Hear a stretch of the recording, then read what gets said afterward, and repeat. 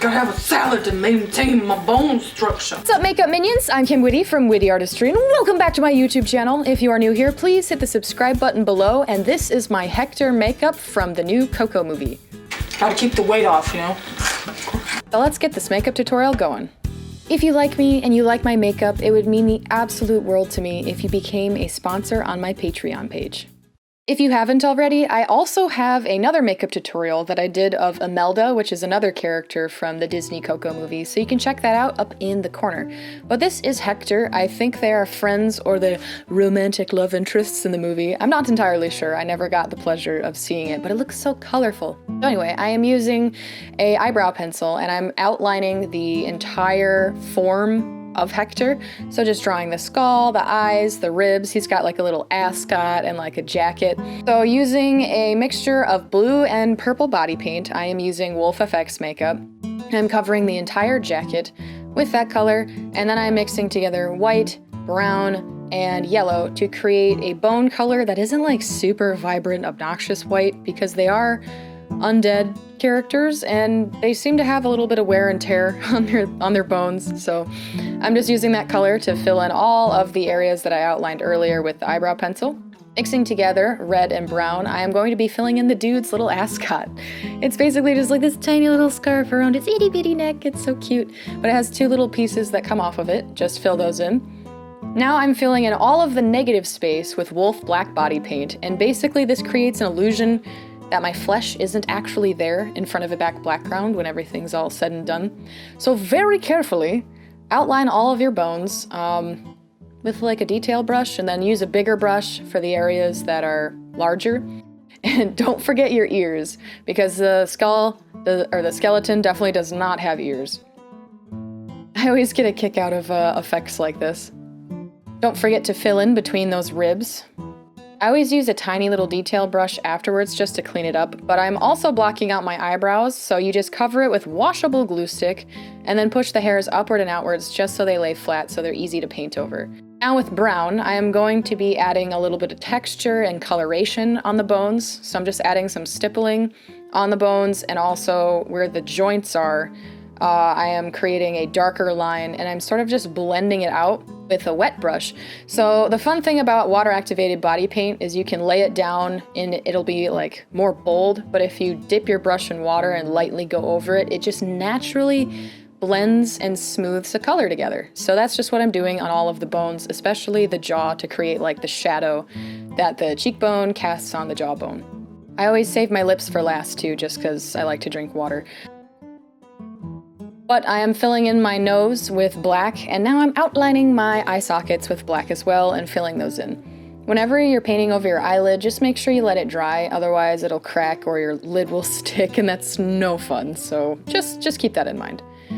His ascot has like these darker colored accents on the edge, so I'm filling in all of the crevices and the edges with that color. On to the details of the jacket. Using my purple body paint, I am going to be outlining the edges of the jacket's collar, the jacket itself, like the tears he has in it because he's been dead for a while. But I'm basically creating where a shadow would be, and I'll be blending it out later. Use a detail brush for this just to keep the lines precise, and he also has one of those little, I don't know what they're called, but I guess napkin pockets for like a suit jacket.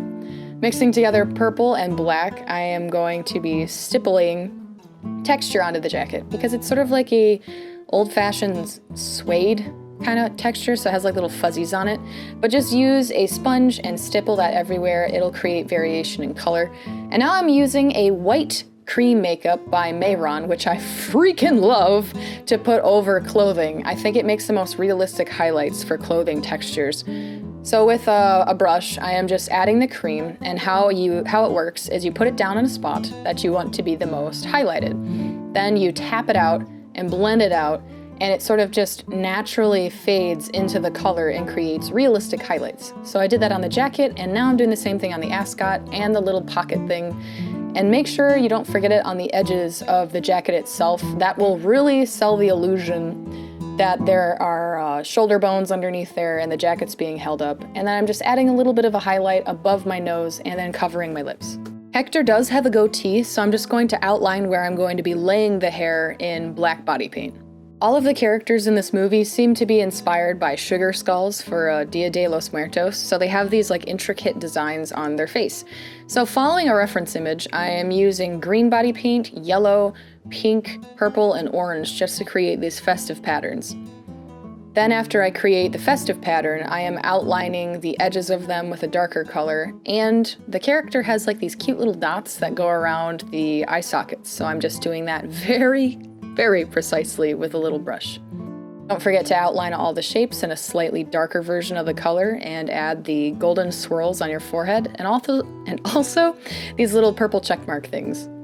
For most of my makeups, I usually create subtle shadows using eyeshadow. So I just use my BH Cosmetics 120 color eyeshadow palette just to use gray in the areas that are supposed to have a cast shadow, like the jaw, the edges of the vertebra, but especially a small shadow gets cast from the jacket onto the rib cage and also the ascot onto the rib cage. So I'm just adding that in. Always when you're using eyeshadow, less is more. You can always add more, but it's really hard to blend out if you use too much. It's time to lay the goatee. I am using black wool. You could also use crepe hair or a wig if you have one, or some of your own hair if you really want to be super dedicated. But I'm going to be attaching it with Prozaid, which is just a medical grade adhesive. Stick it on.